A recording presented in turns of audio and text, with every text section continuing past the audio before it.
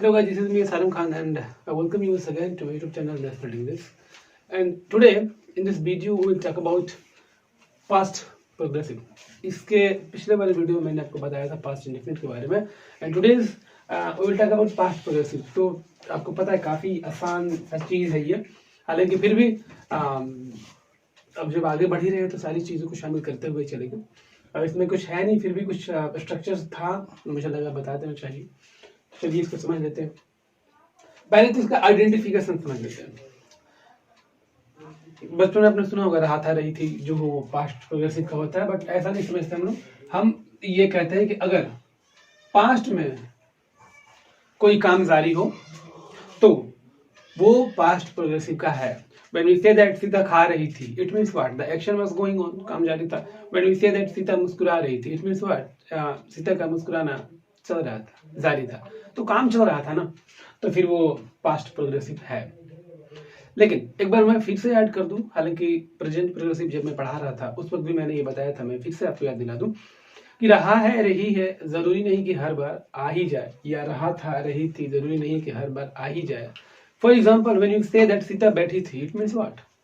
बैठने का काम जारी था, तो वो भी पास्ट प्रोग्रेसिव का ही माना जाएगा. व्हेन आई से दैट मैं खड़ा था, इट मीन्स व्हाट? मेरा खड़ा होने का काम जारी था, so this is also past progressive. When you say that Sita सोई थी, what does it mean? It means that सोने का काम जारी था, so this is also past progressive. और व्हेन यू से दैट मैंने लाल कपड़ा पहन रखा था, इट मीन्स व्हाट?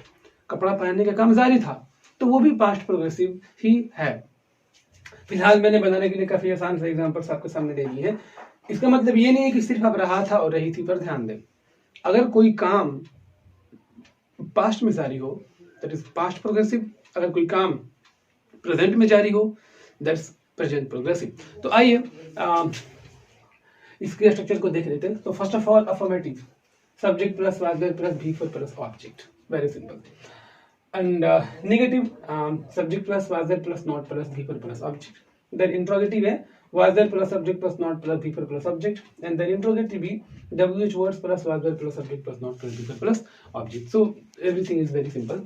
हाँ, इसमें एक बात मैं बताना आपको भूल गया, मैं भी बता दूं आपको कि was और where, वैसे मेरे को पता है, you know this thing very well कि was किसके साथ यूज होता है, where किसके साथ यूज होता है, but still I am gonna tell you कि सिंगुलर के साथ आपको was का प्रयोग करना है एंड प्लूरल के साथ आपको where का प्रयोग करना है. where WERE, तो इसको साफ साफ लिख दूंगा, सिंगुलर एंड प्लूरल. आइए कुछ सेंटेंसेस को ट्रांसलेट भी कर ले. तो द फर्स्ट सेंटेंस, वह रोटी खा रही थी, you know this is affirmative sentence. Then according to the formula, subject plus was there plus be plus object, then subject, and as you know that see singular, then was, then before. Before means what? Before मतलब आपको V1 में ing add कर देना है, then it becomes before.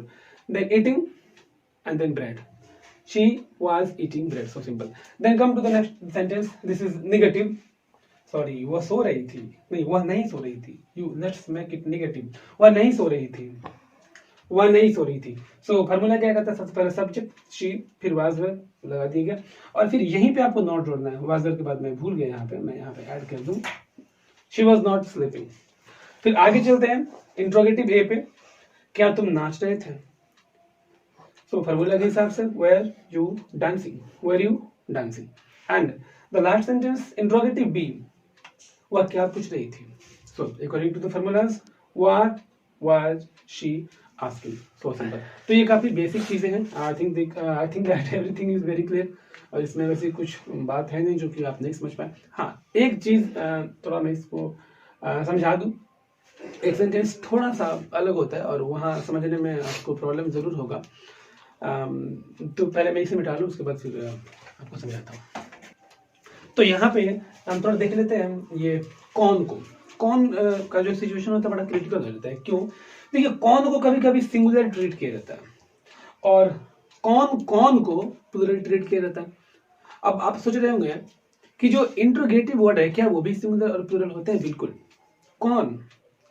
कौन में singular और plural का भाव बिल्कुल निहित होता है. वो क्यों? जब आप कहते हैं कौन खा रहा है, तो इट मीन्स व्हाट, इसका आंसर जो भी होगा सिंगुलर होगा। सीता, गीता, जो भी आएगी या जो आएगा वो सिंगुलर ही होगा। तभी तो आप कह रहे हैं कौन खा रहा है। अगर आंसर एक से ज्यादा होता तो आप कहते कौन कौन खा रहा है, यानी आप एक से ज्यादा 2-3 लोगों के बारे में बात कर रहे हैं तो आप कहते हैं कौन कौन खा रहे थे या कौन कौन खा रहा था। लेकिन जब आप एक के बारे में पूछेंगे तो आप कहेंगे कौन खा रहा था। इसलिए जब सेंटेंस में कौन का प्रयोग हो तो हु को सिंगुलर ट्रीट करते हुए वाज का प्रयोग कर देना है। और कौन कौन, ये कौन कौन मतलब ये दो कौन है, ये मैंने स्क्वायर कर दिया थोड़ा समझने के लिए आपको। इसमें 2 बार कौन है, कौन कौन है। तो जब आप ये कहें कि कौन कौन खा रहा था तो उस वक्त ना हु के साथ वेयर का प्रयोग करना।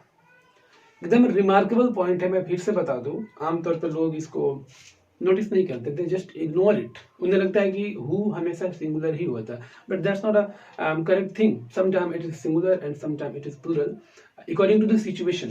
सिचुएशन के हिसाब से कभी सिंगुलर और कभी प्लूरल हो सकता है। तो यहाँ पे कौन खा रहा था, in this sentence this is singular, so who was eating, but when you say that कौन कौन खा रहा था, it means it is plural। और इस केस में आपको who के साथ were का प्रयोग करना है, who were eating। So I think that it was very simple and very clear। और आपने इसे पसंद भी किया होगा। तो अगर आपने सच में पसंद किया then just you like it, and if you have some sort of problem in your mind and if you have some sort of confusion then you write it, you tell us in comment। and अगर सच में कोई problem हुआ आपका then we will try our best to solve your problem। so मिलते हैं next videos में, तब तक के लिए बाय।